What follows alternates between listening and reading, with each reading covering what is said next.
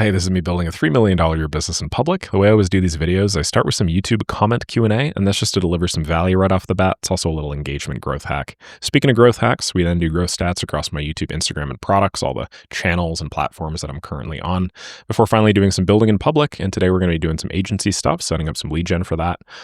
Just onboarded some new clients earlier today. That's pretty fun, so I'll chat about that as well. 164.39K on the main channel, and then the daily updates channel, I just scroll all the way down to the bottom and answer the last question. And I actually was recording, and then I just realized I didn't turn the record button on, so I'm just redoing the last minute or so. Bottom one here was from the neighborhood adjuster. It says, bro, looks like he could be Alex's little cousin. It's a trap, LOL. Thank you very much. Halfway SM says, great video. First time in a long time I watched something at 1x to absorb it and take notes. We'll be joining. Thank you, Halfway SM. Aaron Shower says, the two goats, I love it. Two of my favorite automation experts. You guys rock. It's referring to me and Mr. Herc in our little AI Waymo. And the first actual question was from X Wozni, who says, hey man, love your content so far. I'm a complete AI beginner with some startup capital, an open mind, and eagerness to learn. And I was interested in your maker school. Do you think it would be advisable to spend a couple months to get some bare bones AI knowledge? I obviously know what AI is, but I have little knowledge on terminology and software, etc. Or is the program designed for people with my skill set as well? Thank you. So I should note right off the bat that Maker School is built to throw you into the deep end of AI and automation and actually just have you start interacting with customers in the first few days. It is not a slow, gradual ramp up from total beginner who's never heard of AI and automation to somebody that feels comfortable in their AI and automation skills. A lot of people feel uncomfortable with their AI and automation skills when they actually start talking to customers, and that's the whole point. So you could spend a couple of months gaining this bare bones AI knowledge, quote unquote, or you could just dive right into the deep end in Maker School and start doing lead gen. We have some education inside of Maker School. I also have QA, and I deal with bugs and automation help and stuff like that, just as part of my daily fulfillment and promise to people that are in my programs. But it's definitely not the main point. And while I'm recording some specific to Maker School right now, you're not going to find like a whole end-to-end AI automation curriculum that is meant to teach you all about webhooks and API auth and all of this stuff. What you are going to get is you're going to get everything you need to get up to the actual lead generation side of things with these skills. And then we're just throwing you into the deep end and we're giving you daily actionables and we're giving you the resources you need to figure it out. The reason why is because it's just the highest ROI, lowest or straightest line path, shortest path to go from 0 to 1. And that's all that we really care about. Okay, Tusif says, hey Nick, over the last 25 days, I've sent 75 Loom videos where I'm trying to sell the AI cold email system as an AI lead gen system, and I also guarantee 5 to 20 appointments, and I got 2 negative responses. Tried your email style, plus Charlie Morgan's email copy, plus tried out a couple different Loom video scripts, but I'm hitting rock bottom. What am I doing wrong? Lead quality, email copy, Loom script. By the way, my English is decent. It's summer vacation, and I want to make it work to prove myself that online business is possible. Hey, great work, man. You're doing 3 Loom videos a day. Your volume's pretty low, just to be clear. The fact that you only got 2 negative responses and no other responses whatsoever mean that you're probably not squeezing as much value as you could be out of the areas that you are contacting them. You're probably just sending them this via LinkedIn, just email. Well, the reality is if you've spent the time to record a Loom video, you might as well find them on all platforms and just hit them on every single one, okay? That's number one. And number two, 75 Loom videos isn't really that much. That's 75 unique touches.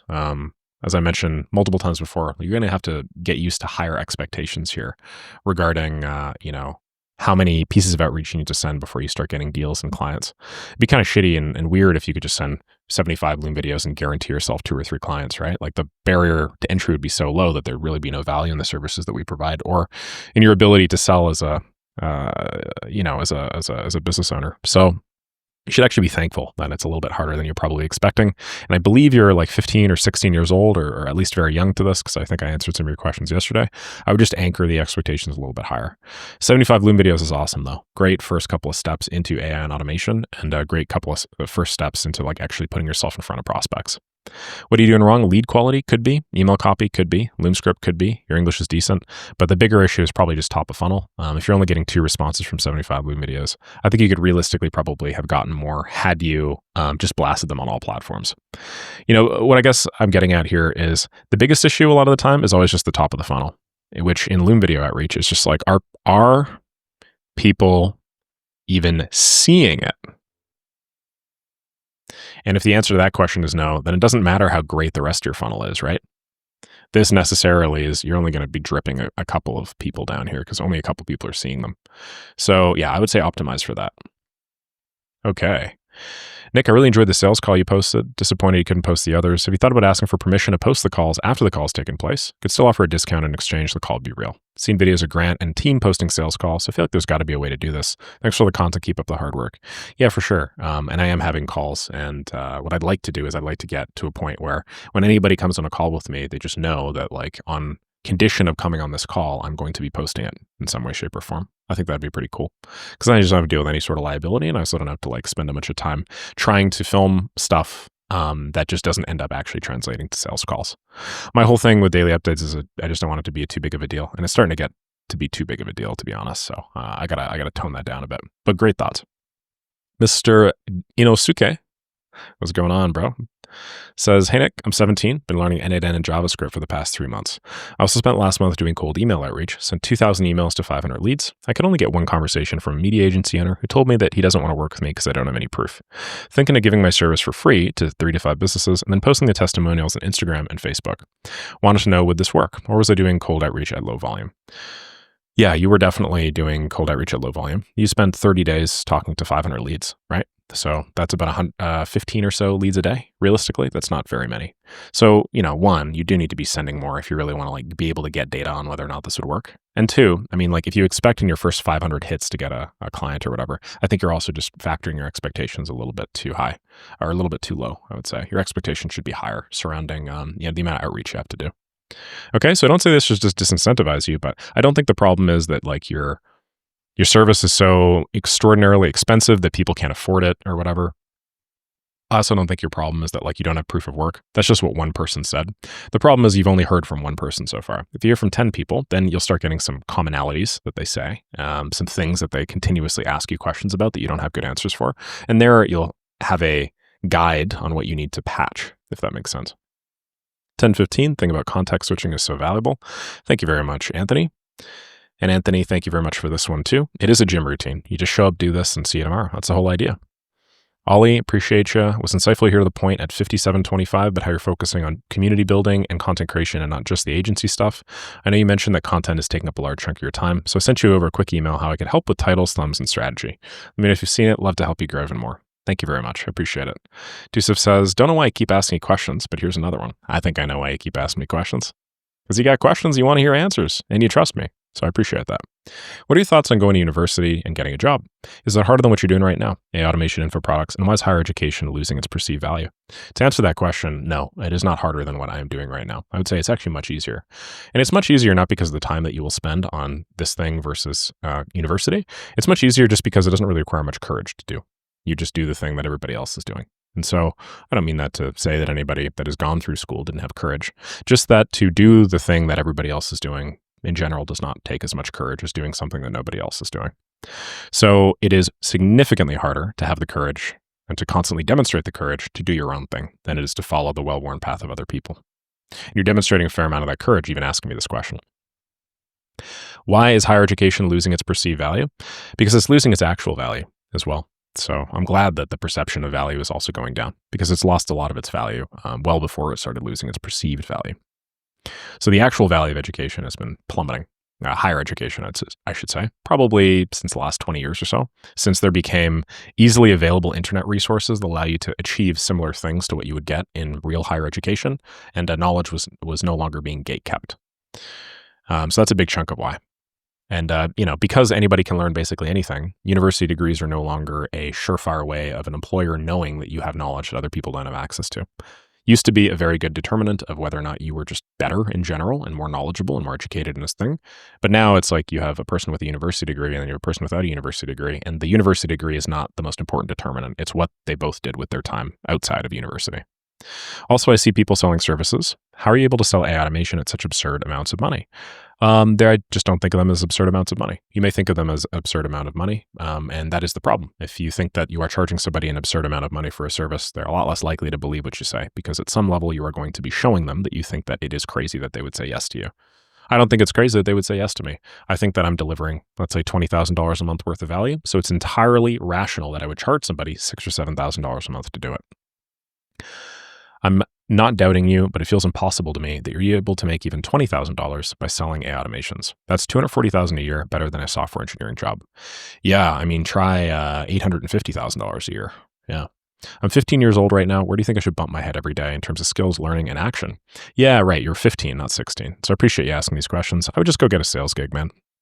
Yeah, I would just try and do that at your age as quickly as possible. Just put yourself in situations where you're constantly forced to articulate problems. Hey Dom, how you doing? Thank you very much, Rage. My client has already set up instantly and GHL. We're doing database reactivation, retargeting warm leads that didn't convert.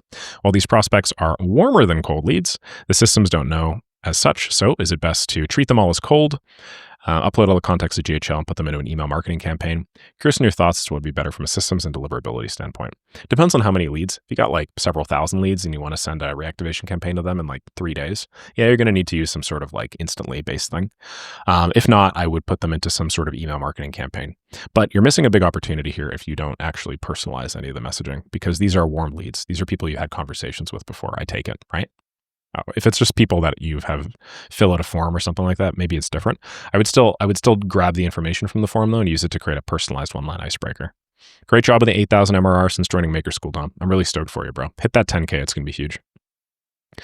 Sunville says, video is enough to scale your community. It's great that you shared your thoughts on what you actually do. Great work, Nick. Thank you, man. Danielle says, dumb question, but I get confused by what does a 2 or 3 step sequence mean in the context of cold emails? That just means that you have multiple emails in your sequence. So a 2-step just means you have a first email, and then a few days later, you send a second email. 3-step, first, second, and third. Why are they better in terms of converting to a call than, say, a single email sent to all the leads? You just touch them more. And if you touch them more, then they're more likely to respond to you. The more touch points you get with a customer or a client or a prospect or whatever, the more money they're willing to pay you, and then the more likely they are to convert at any point.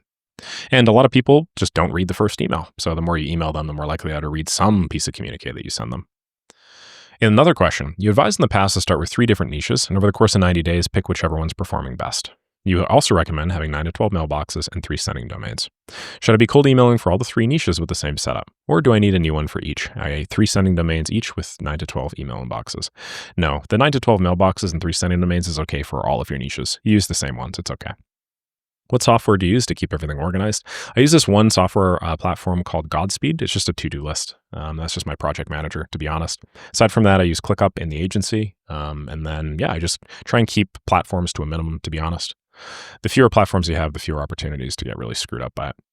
When you see a lot of people doing the same thing you're doing yourself, it feels scary and saturated. How do you get out of this feeling, and how are you so consistent? I mean, it's really just experience. Yeah, that's the main thing. I would actually try and reframe. If you see a lot of people doing the same thing that you're doing, as in like a business model, odds are that there is probably some money in there, or there was a certain amount of money in there. And so they've sort of validated the business model a little bit for you. So it's a safer pick. It's not the highest ROI pick, but it's a safer pick.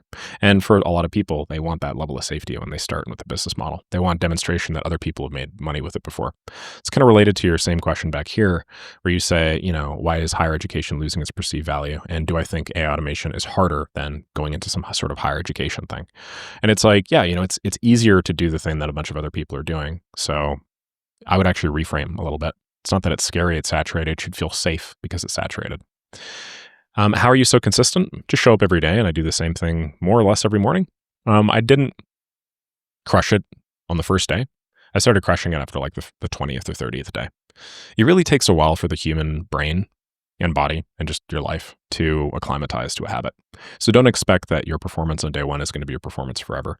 My performance on day 300 is like 100 times my performance on day 1. So it's just really not that big of a deal. Hey, Nick says, Raf, you often talk about using the cheaper cloud versions of N8N. What if they require a higher level of compliance, your clients, such as SOC2, that only be offered through enterprise or startup plan, where it seems that you'd want to host your company instance of those for all your clients with those specifications? What if they require a high level of compliance? If they require a higher level of compliance, then I would get them on a plan that has higher levels of compliance.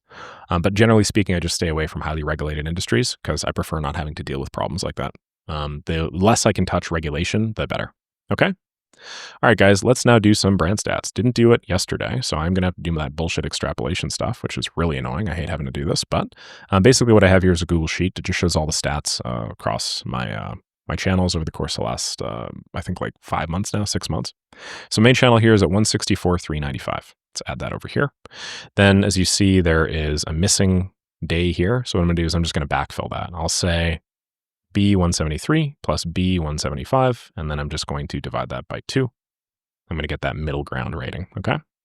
Then over here on my Instagram, I'm going to use this service called BlastUp, which allows me to grab my Instagram follower count in real time. We're at 281,450, which is pretty cool. So I'm going to do is I'm going to take the same math and stick it in here. And then on my daily updates channel, and head over to, I guess, here, go to analytics, copy in 9658. And then I'm going to do the same math. I'm going to copy this little formula in here, and I'll see that I've grown by 83.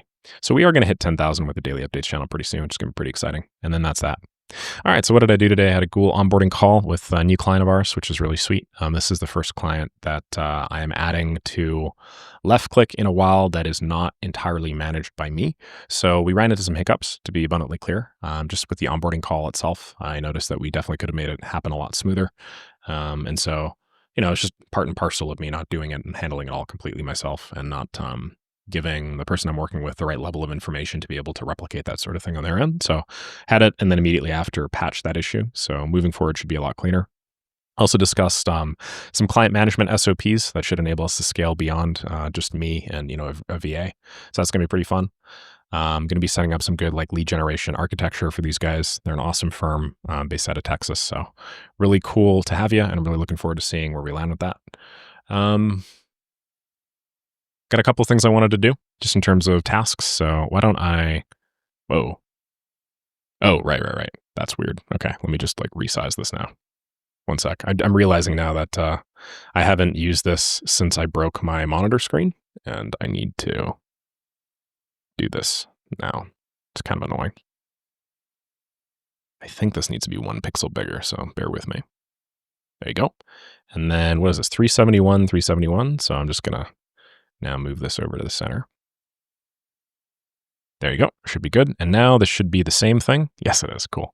Now what I'm going to do is I'm going to go over to my Godspeed, which is the app that I use to track all of my tasks. And then I'm just going to double check to see that I have the task that I want. Okay, cool. So the big task that we are going to be doing today is we're going to be, to make a long story short, adding all of my left click funnel links to my YouTube videos. I've left these out for a while, but now that I have the systems in place with my partner, we're at a point where we can spin up the agency, lead generation significantly, and then widen the top of funnel because, that is now the bottleneck in the business. We're also going to be touching up the website, and I'm going to be putting my partner all over the website, just expanding it on that front. But basically what we have is we have a simple cal.com with a little bit of an audit over here. Pretty straightforward, right? You book a time and then we just ask a bunch of questions. I'm going to be touching this up and it's going to look a little bit better probably the next time you guys see it. But what I want to do is I basically just want to route everybody here so that they could book a call with the team. That's going to be pretty straightforward. What I'm going to do is I'll just change the source to YouTube up here in the link. And what I'm going to do is I'm going to go over here to content. What I need to do is I basically just want to add this as a call to action link underneath my YouTube videos. So what I want is, you click over on this, right? Click on this video here. So I've spent many years selling. Just pause this. When you scroll down, the first thing you need to see is you need to see Maker School, since this is highest value. But immediately underneath that, I want it to basically be like, hey, do you want to work with our team? Work with our team, build your automation, and grow your business. And then a little bottom arrow, and then I'm actually just going to link it right under here. My thoughts are, I should put Maker School up top first because much lower ticket and there's less work required for you to actually get into it. Also, it's a lot more scalable for me than agency work. But if somebody is committed, excuse me, somebody's interested, odds are in working with me, odds are they know that they're going to have to put a little bit more work in to get in touch with me. And so they're willing to usually click on the description, go a little bit further in. I'm also going to start adding left click CTAs to my videos. And then I'm going to wear a t-shirt or a button down shirt with a little left click logo. Then I'm just going to mention it. So I'll say hey, I currently work with left click. It's an AI agency that does X, Y, and Z. And then I'll dive into my video. This is what Hormozy and a bunch of other people do. And it's how they allow themselves to both sell their coaching and consulting offers while also selling their services. So how do I do this? I am basically just going to open up. Actually, hold on a second. I'm going to copy this. And then I should be able to bulk find and replace, right? Oh, you know what I need? There is a tool that allows me to do this. I think it's called TubeBuddy. It's an extension that I could use. Yeah, that's what I'm going to do. So I'm going to sign in with Google here. I'm going to then install a Chrome extension. I'm then going to use this on the account. Let's refresh this. we should now be able to load. Oh, I guess I got to sign in with TubeBuddy. It's kind of annoying. So give me 1 sec. Go right over here. That's all right. You already have some access to this, TubeBuddy. Appreciate you.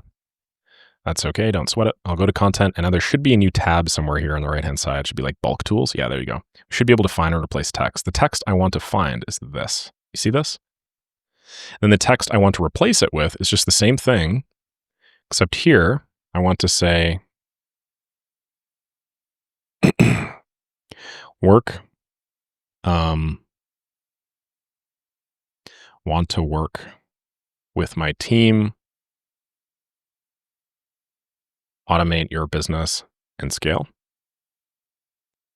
Then I'm just going to link this down below. And then where was the calendar link that I just had a moment ago? Let's just go get that again. Change the source to YouTube. And go this down here. And now what we're doing is we're finding all instances of this. And we're going to replace it with a bunch of instances of this. This should work. What I'm going to do next is I'm going to go, why can't I scroll down this right now? I don't like what's going on here. I got it. Okay, I'm going to click continue now. I want to search a full list of all my videos. Then I want to just like do a quick dry run with this service, which does this on YouTube, which is just going to tell me which ones I have this link in the description for. Looks like I stopped doing this, or I started doing this right around here. So this should be okay. What I'm going to do now is I'm just going to select all, because I didn't find them here. It should be okay. I'm going to have to use a different search operator for the rest of these, but that's okay. Then I'm going to click continue.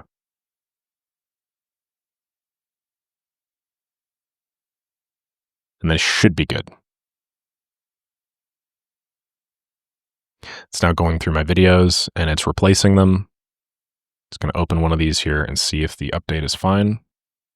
Update is perfect. That's exactly what I wanted. Want to work with my team, automate your business and scale. Cool. That looks clean as hell. And we now have that live on videos, which is awesome. Fantastic, fantastic. Let's change that title. We're doing some title testing here. Okay, so that'll be 28 videos complete. So now what I need to do is I need to go through those videos that said that they weren't like this, which I think it's 28, right? So I think this one here is probably the old one. No, I updated that one. Let's go a little bit further down. Back over here, what was I saying? Oh, right. I was just doing join Maker School and get your first automation customer. So what I need to do now is I just need to replace this instead. So I'm just going to grab the, okay, where is this vidIQ stuff that I was just doing? Done. I'm going to go refresh just to be sure there are no issues here. Cost of a refresh is lower than the cost of this thing having an issue. Find this text. Oh, sorry. No. Nope. Replace with this text. The text I want to find was this, right? So I'm going to find this text here, replace it with this. Let's continue. Now I'm going to load the rest of my videos. What it's doing is it's going through all of my videos and it's looking for this. It's finding a bunch of this in the description. Just want to make sure I'm not doing this on the same video. No, I'm not. I don't believe I am, because then it'd be doubling up. Now what I'm going to do is I'm going to select all, which is going to be 67 videos. And replace this with this. Collectively, I will now have updated this on 67 plus 28, which is 95 videos. On average, my channel gets, I think 800,000 videos a month, 800,000 views a month right now, which really isn't that much if you think about it. It's like 30,000 views a day. Interesting. Used to be more. But yeah, when I was growing viral and posting every day, obviously it was more no shit. So 30,000 views, most of them come from the videos that I showed you guys. There's even like a 0.01% conversion rate. That is a ton of traffic. So that's pretty cool. There will be less than a 0.1% conversion rate probably, but mathematically that's pretty badass. And then what I need to do is I need to go through the cal.com now. Whatever I just showed you guys a moment ago. Let's just open one of these, make sure it's not broken. Okay. I need to go through this. What I need to do is I need to update this over here so that not only does it show left click and then my partner nose face, but I want to show my face as well. And then I want to say the left click team. Then instead of calling it a discovery call, I want to call it something different. Maybe some sort of needs analysis or something that's just a little sexier than just a disco call. Then over here, I want to flesh this out, add a lot more step by step. So instead of it being a 20-minute video chat, I want to be a 30-minute video chat for one. And then instead of it just being a video chat, I want to like offer a ton of perceived value at this stage. Then I want to go in here and then I want to add or remove some of the questions here, which I feel like are just like a little bit superfluous. And then change it so it's like 3 high ROI questions. That'll force them to figure the information out that we need before the call. Once they figure that information out, they can book. And then we'll go through our booking flow. Then over here, I'm actually going to walk them through what all the calls look like. First, we'll talk about this, then we'll talk about this, then we'll talk about that. You're expected to have all this information for the meeting. That seems pretty good to me. Going back over here, it looks like I'm now done 67 out of 67. Fantastic. Awesome. And I just moved the needle, albeit a very tiny amount, but still move the needle on my daily updates channel, which is pretty cool.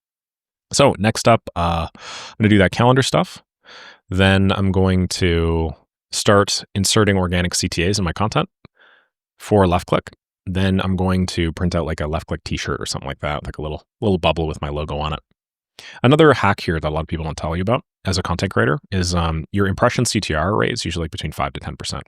What that means is if 10 people view your thumbnail, like only maybe one of them will actually click on it. The number's even worse. 20 people view your thumbnail, only one of them clicks on it.